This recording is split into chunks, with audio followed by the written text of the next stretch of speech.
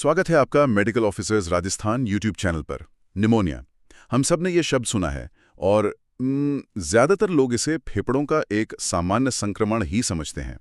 हमारे पास इससे जुड़ी कुछ मेडिकल जानकारी है और आज हम इसी के तह तक चलेंगे, क्योंकि जब हम इसे खोलकर देखते हैं तो पता चलता है कि निमोनिया कोई एक अकेली बीमारी नहीं बल्कि कई अलग अलग कहानियों का एक संग्रह है, जहाँ हर कहानी का अपना किरदार, अपनी वजह और अपना अंत है। ये बहुत अच्छी बात कही आपने। एक डॉक्टर के लिए भी ये समझना सबसे महत्वपूर्ण होता है, क्योंकि अगर आप ये नहीं जानते कि आप किस तरह के निमोनिया से लड़ रहे हैं तो आप सही हथियार का चुनाव नहीं कर सकते। आज की जो जानकारी है वो हमें इसी भूल भुलैया से निकलने का एक नक्शा देती है। तो चलिए इस नक्शे का पहला हिस्सा देखते हैं। सूची में सबसे ऊपर हैं लोबा निमोनिया और ब्रोंकोनिमोनिया। ये दोनों नाम सुनने में बहुत मिलते जुलते हैं। क्या ये मतलब जुड़वा भाइयों की तरह हैं जो दिखते एक जैसे हैं पर हैं अलग? बिल्कुल सही तुलना है। ये दोनों ही टिपिकल या कह सकते हैं पारंपरिक निमोनिया के चेहरे हैं, लेकिन इनके काम करने का तरीका अलग है। लोबार निमोनिया से शुरू करते हैं। लोब का मतलब है फेफड़े का एक बड़ा हिस्सा। इस निमोनिया में संक्रमण फेफड़े के एक पूरे लोब को अपनी चपेट में ले लेता है। एक पूरा हिस्सा मतलब फेफड़े का एक बड़ा सेक्शन काम करना बंद कर देता है। हाँ, बिल्कुल। आप फेफड़े को एक स्पंज की तरह समझिए, जो आमतौर पर हवा से भरा होता है। लोबार निमोनिया में उस स्पंज का एक बड़ा हिस्सा पानी से तर हो जाता है, ठोस और भारी। मेडिकल भाषा में हम इसे कंसोलिडेशन कहते हैं। कंसोलिडेशन। जी, फेफड़ों की लाखों छोटी छोटी हवा की थैलियां, जिन्हें एल्वियोलाई कहते हैं, उनमें द्रव और मवाद भर जाता है। एक्सरे पर ये एक घना सफेद बादल जैसा दिखता है जो एक लोब तक ही सीमित रहता है। और इसके पीछे कौन से जाने पहचाने बैक्टीरिया होते हैं? इसका सबसे बड़ा और आम कारण है स्ट्रेप्टोकोकस निमोनिया। ये बैक्टीरिया क्लासिक लोबार निमोनिया के लिए सबसे ज्यादा जिम्मेदार है। इसके अलावा लीजोनेला और क्लेब्सिएला जैसी कुछ और बैक्टीरिया भी ये कर सकते हैं। ठीक है, तो लोबार निमोनिया एक बड़ी आग की तरह है जो जंगल के एक पूरे हिस्से को जला देती है। तो फिर ब्रोंकोनिमोनिया की तस्वीर इससे अलग कैसे बनती है? बहुत बढ़िया उपमा है। अगर लोबार निमोनिया एक बड़ी आग है तो ब्रोंकोनिमोनिया जंगल में कई अलग अलग जगहों पर लगी छोटी छोटी आग की तरह है। ये संक्रमण हमारी छोटी छोटी श्वासन नलिकाओं यानी ब्रोंक्यूल से शुरू होता है। अच्छा। और फिर आसपास की हवा की थैलियों में फैल जाता है। नतीजा ये होता है कि एक्सरे पर कोई एक बड़ा सफेद हिस्सा नहीं दिखता, बल्कि फेफड़ों में कई छोटे छोटे धब्बे या पैच बिखरे हुए दिखते हैं। अच्छा, तो यहाँ मुख्य अंतर संक्रमण के पैटर्न का है। एक में ठोस और एक जगह पर, दूसरे में बिखरा हुआ और धब्बों में। क्या इसके पीछे के बैक्टीरिया भी अलग हैं? कुछ तो वही है, जैसे स्ट्रेप्टोकोकस, लेकिन ब्रोंकोनिमोनिया के कुछ और भी आम कारण हैं, जैसे एस ऑरियस और एच इन्फ्लुएंजा।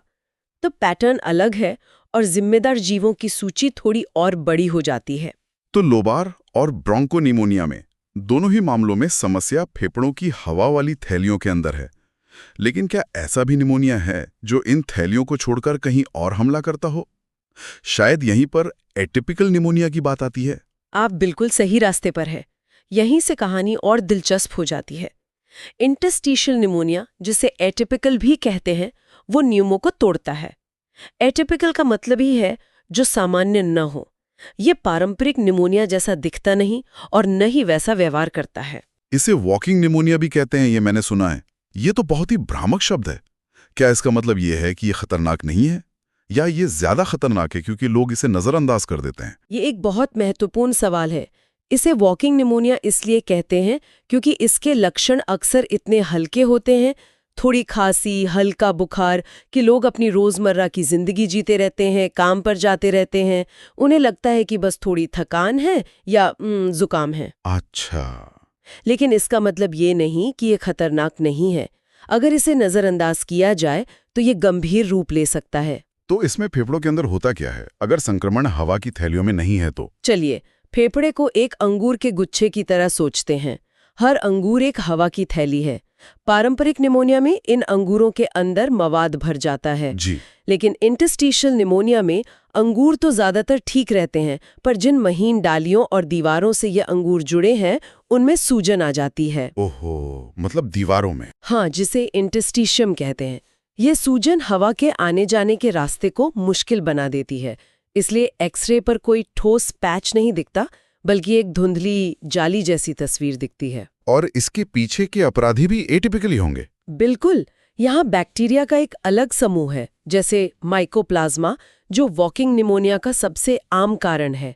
लेकिन जो बात इसे और भी खास बनाती है वो ये है कि अक्सर वायरस की वजह से होता है। वायरस? हाँ, रेस्पिरेटरी सिंसिशियल वायरस मतलब RSV, इन्फ्लुएंजा वायरस और एडेनोवायरस जैसे वायरस भी इसी तरह का निमोनिया करते हैं। अब हमारी सूची में एक ऐसा नाम आ रहा है जो सुनने में ही रहस्यमयी लगता है, क्रिप्टोजेनिक ऑर्गेनाइजिंग निमोनिया।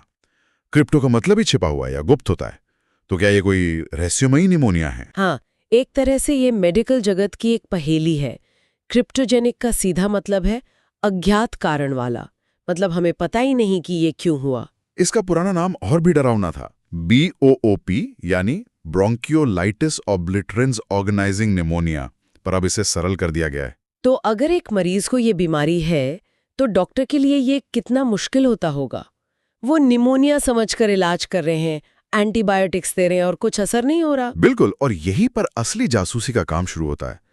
जब सबसे शक्तिशाली एंटीबायोटिक्स भी फेल हो जाती हैं तो ये पहला बड़ा संकेत है कि हम शायद किसी आम संक्रमण से नहीं बल्कि शरीर की अपनी ही एक अजीब प्रतिक्रिया से जूझ रहे हैं। मतलब ये संक्रमण है ही नहीं? जी, ये संक्रमण है ही नहीं, ये फेफड़ों की एक गैर संक्रामक सूजन है। संक्रमण नहीं है? तो फिर इसका इलाज क्या है? और यहीं पर वो आहा मोमेंट आता है।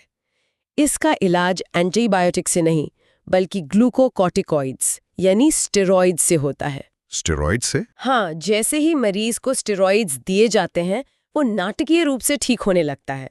ये प्रतिक्रिया ही इस बीमारी का सबसे बड़ा निदानिक सुराग है। यह हमें बताता है कि समस्या बैक्टीरिया या वायरस नहीं बल्कि शरीर की अपनी प्रतिरक्षा प्रणाली की गड़बड़ी है। ये तो वाकई हैरान करने वाला है, एक बीमारी जो दिखती निमोनिया जैसी है पर है कुछ और ही।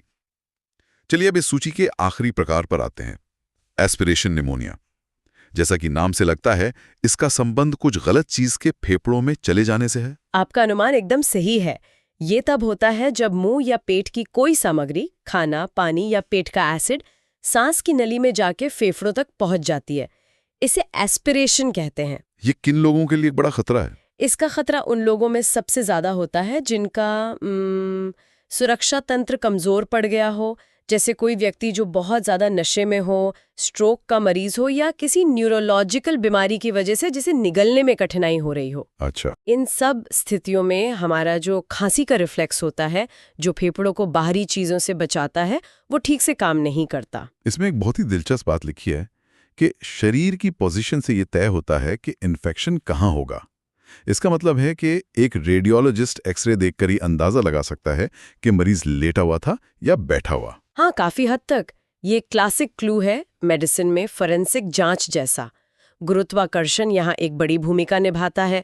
अगर कोई व्यक्ति बैठा या खड़ा है और कुछ एस्पिरेट करता है तो वो सामग्री सीधे दाहिने फेफड़े के निचले लोब में जाने की सबसे ज्यादा संभावना होती है। दाहिने निचले लोब में? जी, हमारी सांस की नली का डिजाइन ही ऐसा है। और अगर लेटा हुआ हो तो? अगर व्यक्ति लेटा हुआ है, खासकर अपनी पीठ के बल, तो वही सामग्री दाहिने फेफड़े के ऊपरी लोब के पिछले हिस्से में जाएगी। तो एक्सरे पर संक्रमण की जगह देखकर हम मरीज की हालत के बारे में बहुत कुछ अंदाजा लगा सकते हैं। और ये आगे चल के फोड़ा भी बन सकता है। हाँ, एब्सेस, क्योंकि मुंह के बैक्टीरिया बहुत खतरनाक होते हैं। यहाँ एक और शब्द है, केमिकल न्यूमोनाइटिस। ये एस्पिरेशन निमोनिया से कैसे अलग है? ये समझना बहुत जरूरी है। ये एक, कह सकते हैं, 2 चरणों वाला हमला है। जब पेट का एसिड फेफड़ों में जाता है तो वो तुरंत एक केमिकल जलन पैदा करता है। ये एक संक्रमण नहीं है, ये तेजाब से जलने जैसा है। इसे केमिकल न्यूमोनाइटिस कहते हैं और इसके लक्षण कुछ ही घंटों में दिखने लगते हैं। तो ये पहला हमला हुआ। दूसरा हमला क्या है? दूसरा हमला तब होता है जब पेट से आए बैक्टीरिया फेफड़ों में अपनी संख्या बढ़ाना शुरू करते हैं और एक वास्तविक बैक्टीरियल संक्रमण पैदा करते हैं। इसमें कुछ दिन लग सकते हैं। मतलब पहले केमिकल रिएक्शन, फिर बैक्टीरियल इन्फेक्शन। बिल्कुल, पहले एक तत्काल केमिकल प्रतिक्रिया होती है और उसके बाद एक धीमा बैक्टीरियल संक्रमण विकसित होता है। वाह, तो आज की इस पूरी चर्चा को अगर समेटें तो ये साफ है कि निमोनिया सिर्फ एक शब्द है, लेकिन इसके पीछे की दुनिया बहुत बड़ी और विविध है।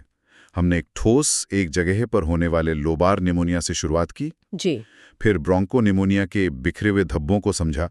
जी। उसके बाद हम वॉकिंग निमोनिया के छिपे हुए रूप से मिले और फिर एक ऐसी रहस्यमय बीमारी को जाना जो संक्रमण है ही नहीं। और अंत में हमने देखा कि कैसे बाहर से आई कोई चीज भी निमोनिया का कारण बन सकती है। बिल्कुल, और ये हमें निदान और उपचार में सटीकता के महत्व को समझाता है। अब हर निमोनिया का इलाज एक ही एंटीबायोटिक से नहीं कर सकती।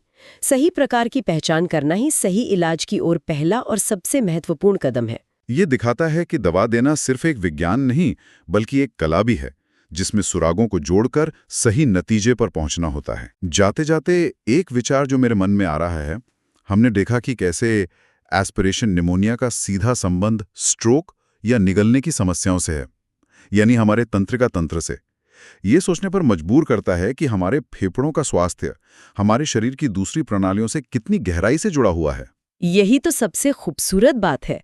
शरीर अलग अलग हिस्सों का जोड़ नहीं, बल्कि एक जटिल और आपस में गुंथा हुआ सिस्टम है।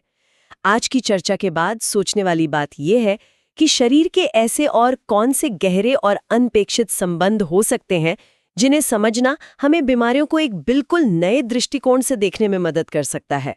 शायद फेफड़ों की कोई समस्या दिल से जुड़ी हो या त्वचा की कोई बीमारी हमारे पेट से।